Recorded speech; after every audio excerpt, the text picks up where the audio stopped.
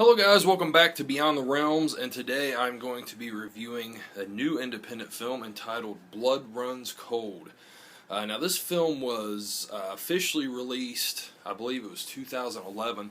It has had a Region 2 release, it's been out for a while, but it was just released here last week, Region 1. So, as far as year-end films go, for me personally, I, will put this on to my list of films that I've watched this year, whether it's on there or not.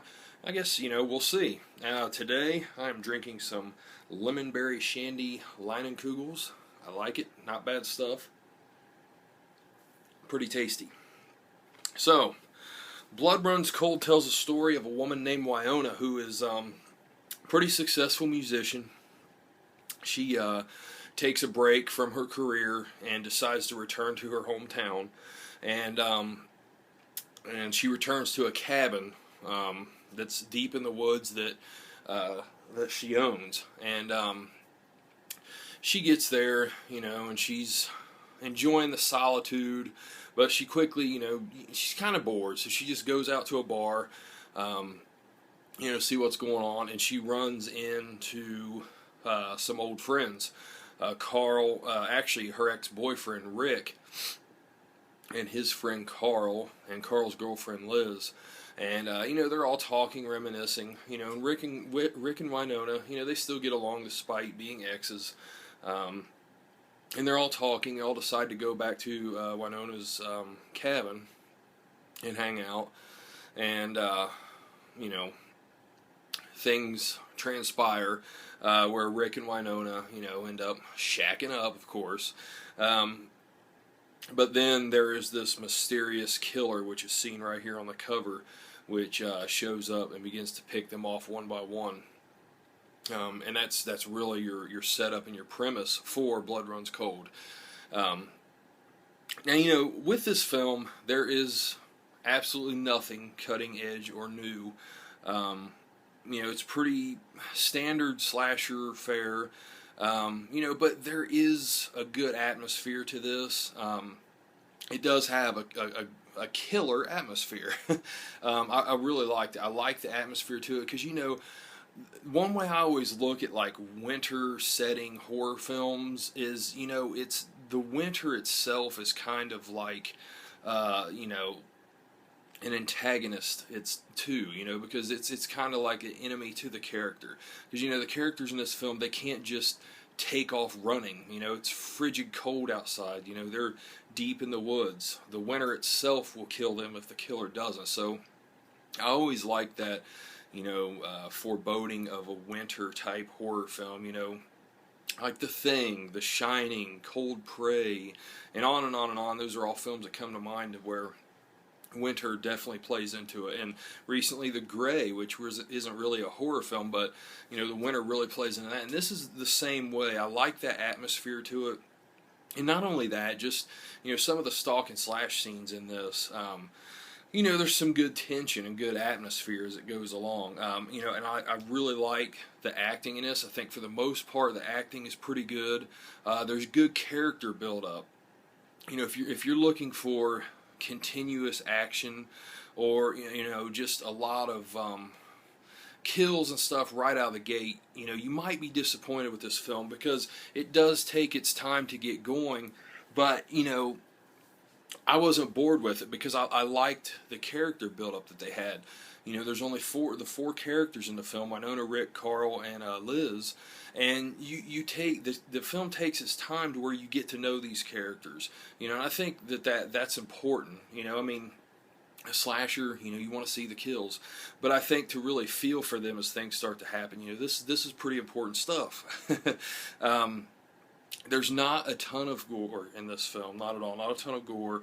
But when the gore does hit, there's some awesome kill scenes, and some of them are very brutal at times too. I was like, wow, and I kind of like that because it does take its time to get going, and then once some of the kills happen, it's kind of shocking because it's like, damn, that was pretty fucking brutal. I like that, and that comes from them kind of holding back on that for a while before it gets to those points.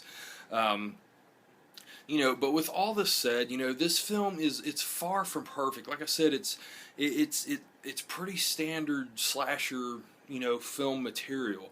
And despite there being great, not great acting, but good acting for the most part, there's awkward and stilted dialogue moments. One in particular that caught my attention is when Winona and Rick first start talking for the first time again. And it just doesn't.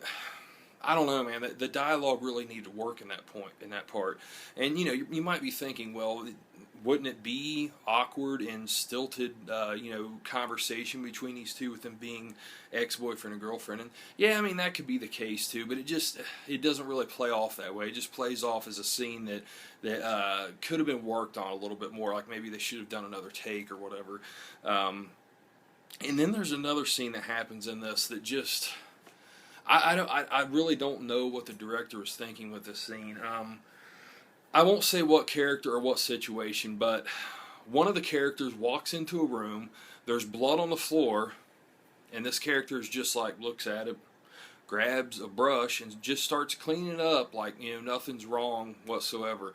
I didn't get that at all. That's one part where I was scratching my head and thinking, for as well put together as this film is, and it's playing along pretty well, that just didn't make a whole lot of sense to me. And there's some continuity errors, where it'll be dark inside when they're showing in the cabin, and they go outside, and it's very obvious that they just put a heavy filter on the camera, and they were shooting these scenes in the daylight, or at least right as the sun was going down, where it's really bright outside, but it's, like I said, it's got that heavy filter where they're trying to make it look like it's dark. But it was kind of confusing. Like there was a few times where I'm like, okay, hold on a minute, it was dark. Did they just jump ahead, to the next day or something in the morning? I wasn't sure what was going on there. It's just continuity errors and just, lack of paying attention to your production, I think. And, those moments kind of took me out of the film. It kind of threw me off, and it kind of made me lose track of what was going on. Just because I was trying to figure out, like, damn, what's with this time frame, even though it wasn't a thrown off time frame, it was just the way it was made. But overall, Blood Runs Cold is good. It's cool. I like the killer. The killer is pretty cool. I wish they would have done a little bit more with maybe showing something with him. I mean, he's just kind of there and killing, and I mean that can work, but there's aspects to this killer, like, I'll just say when you see him take damage, where I had questions of what happened there without going into spoiler territory. I had a few questions of what was happening with him as he took damage. And if you see it, you may understand what I'm saying there. But overall, pretty decent film, guys. I'll give this film a 6 out of 10. If you like slasher films, I would recommend checking it out. Give it a shot. I picked this up at Walmart for $10. I mean, it's well worth $10, and it also does come with a voodoo code. So if you're into digital copies, which I am, very cool. You can have this digitally too. So yeah, guys, that's pretty much it. That is Blood Runs Cold. I am Jason. You've been watching Beyond the Realms. Thanks, guys. Have a good one.